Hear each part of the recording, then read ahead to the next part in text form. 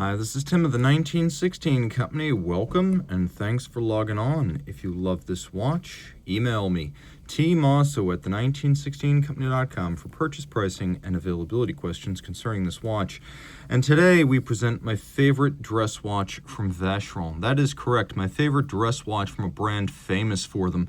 You're looking at the Vacheron Constantin 1972 Prestige. The model in my hand is the 33172 in white gold, which was launched in 2013. And the timepiece is extraordinary in every way. It's a lot of watch for two hands and a manual wind. We'll go through all of the features, but first let's go through the basic dimensions. In white gold, really gray gold, it's the type of white that's white all the way through and never needs a rhodium plate, but it is 25 millimeters wide. If you were to measure its longest side, it is 46.6 millimeters, and then it is 6.9 millimeters thick, which is fascinating because Vacheron claimed over 8. And this is one of the few cases I've ever encountered in over 10,000 watches recorded where a company has dramatically overstated thickness. You can also see that there's no conventional lug spacing because the strap is held on using screws. And you'll also appreciate that this is a monoblock case. Note there's no separate bezel from the main case. All of this is one piece to appear particularly seamless, and then everything loads through the case back, which is held on by screws. Taking a look at the strap, it's a bonded strap, so it's sort of a reddish brown, I would say a dark burgundy, matte finish, large rectangular symmetrical scale alligator leather, so a very good cut of the beast. You can see there's no stitching here because it's a bonded strap, so it's bonded top to bottom, and unusually it is gator on both sides, which is a much more expensive way to make a strap. You can see this is a Vacheron OEM strap made in France by their OEM supplier.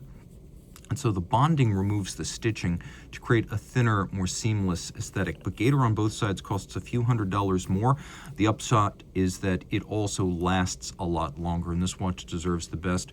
We've got a little buckle with the Vacheron Maltese cross logo built into it. You can see that Cornu made this piece because Unrock, spelled backwards, is Cornu, and that is the supplier for the buckle. Taking a look at the case, what's fascinating here is that it's designed to be an avant-garde design. Of course, the name of the watch refers to its origin story. The Comité de France, back in 1972, June 23rd, 1972, awarded Vacheron the Prestige de France, which is a special award for remarkable cultural value, and that is exactly what Vacheron offered back then. To celebrate the occasion, this unique shape was conceived. Very avant-garde then, and with its asymmetry still daring today, although commonly sold as a ladies' watch through the years.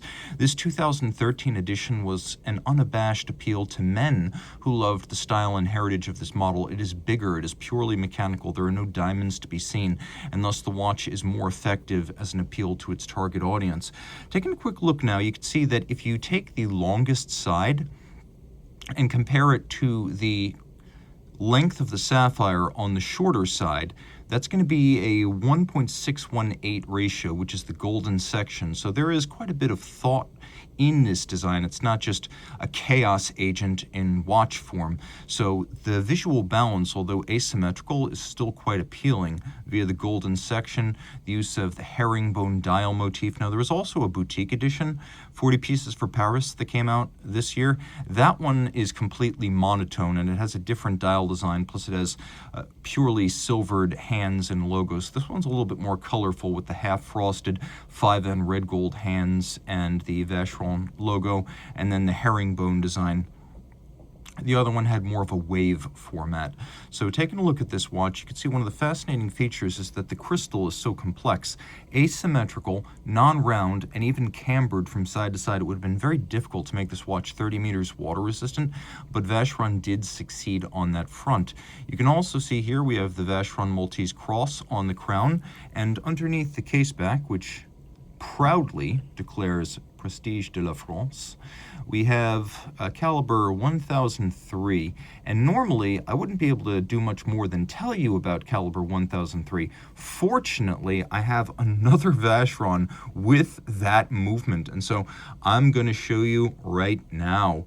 Let's take a quick look here. Now, this is a separate reference. This is the 33114, and this is a skelet treatment, but you're looking at the 1003 caliber skeletonized and engraved.